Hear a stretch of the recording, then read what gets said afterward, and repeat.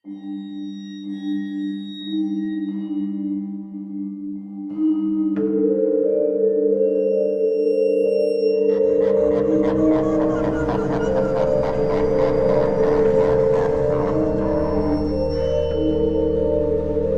ating mundo ay punong-puno ng hiwaga at kababalaghan. Maraming pangyayari sa atin na kung minsan ay hindi natin kayang ipaliwanag at maunawaan. Kaya't samahan ninyo ako sa isang kwentong puno ng katatakutan at kababalaghan. Kaya't maging mapagmatyag, buksan ang mata at ang tenga, talasan ang pakiramdam, at dadalhin ko kayo sa mundo ng kababalaghan. Magandang araw muli, mga ka-horror.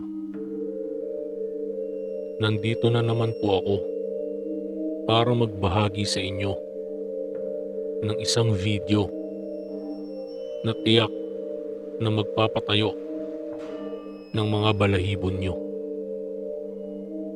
Pero bago po tayo magsimula, ay gusto ko lang po ulit magpasalamat sa inyong lahat na walang sawang sumusuporta sa channel namin. At kung bago ka pa lang sa channel ko, ay huwag nyo pong kalimutang mag-like, comment, share, at subscribe. Click mo na rin yung notification bell para palagi kang updated sa mga bagong upload namin. Simulan na natin, mga ka-horror. Bukod sa mga abandonadong gusali, sementeryo, at mga lumang eskwelahan, may mga ilang lugar din na talaga namang kikilabutan ka kapag iyong napuntahan. Ito ay ang mga ospital at mga morgue. Sino ba naman ang hindi matatakot sa mga ospital na kung saan araw-araw ay maraming binabawian ng buhay? Gayon din naman ang mga morgue na kung saan nilalagak ang mga patay na katawan ng tao. Tara, mga ka-horror, samahan niyo ako at sabay-sabay nating panoorin ang video na aking nakalap na kung saan may mga kababalaghang nangyayari sa mga ospital at morgue. Pagmasdan nyo, mga ka-horror, ang paggalaw ng isang rolling stretcher na nasa gilid ng isang ospital.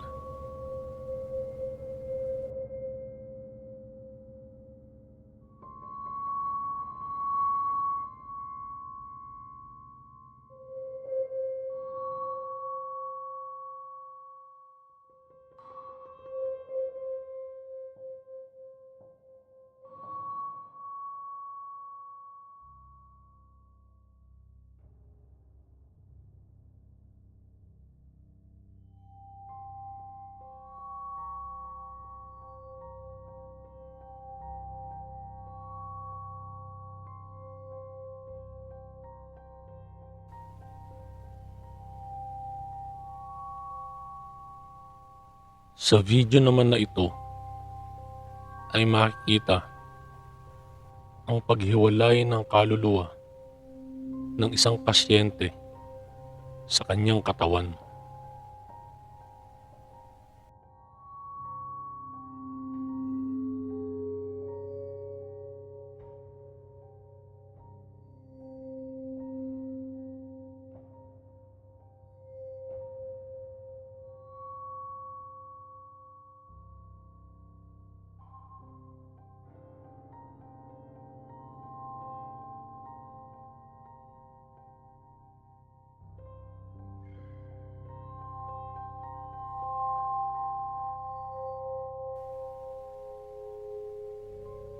Sa video naman na ito, mga ka-horror, ay mapapansin nyo ang paglabas ng isang itim na nilalang sa may dulo ng hallway na sa isang iglap ay dinaanan ang mga taong natutulog.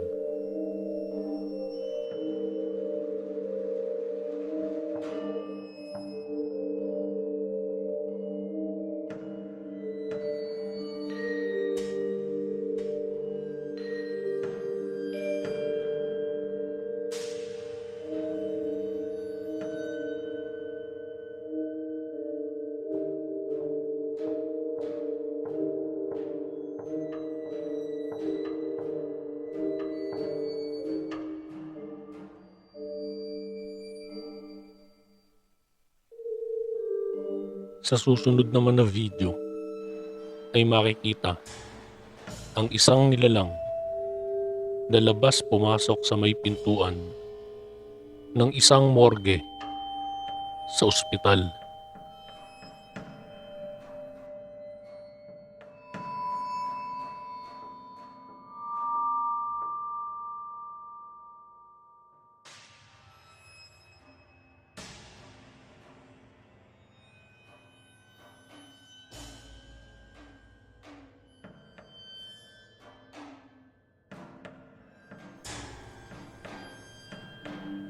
At sa huling video ay inyong makikita ang isang lalaki na lakas loob na pinuntahan ang isang pintuan na walang tigil sa pagbukas-sara kasabay ng pagpatay-sindi ng mga ilaw sa isang basement ng ospital.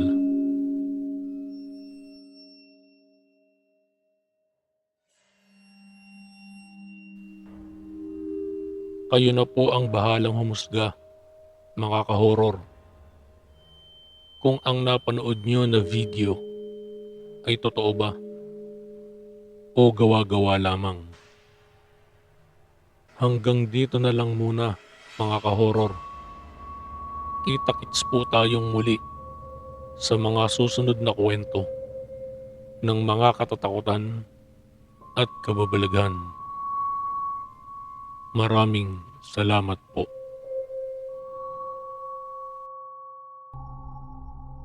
Isang kwentong katatakutan na naman ang aming naibahagi sa inyo.